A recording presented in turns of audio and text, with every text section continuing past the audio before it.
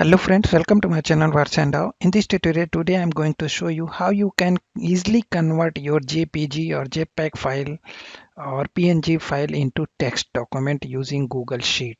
Let's get started. First of all, open Google Drive.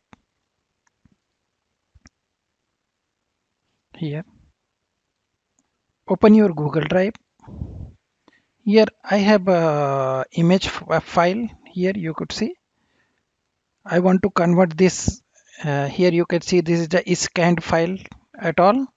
So I want to change this as a image as text. So you can use like new upload file and then click the file which you want to change into text. Click on open. Here I have already uploaded. It is asking to replace. Click on upload. So here my JPG file has been uploaded in my Google Drive. Here you could see image to text file name. Here image to text, and it's showing here also as well JPG file format, and here it's also a JPG file. Right click, open with Google Docs. Open with Google Docs. Here you could see upside here is showing as image and you can't change even a single word.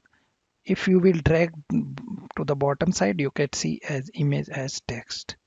So you can see here all the image has been converted to the text as a text. You can click on file, click on download, download as Microsoft Word. Here it's downloaded image into file. Click on open.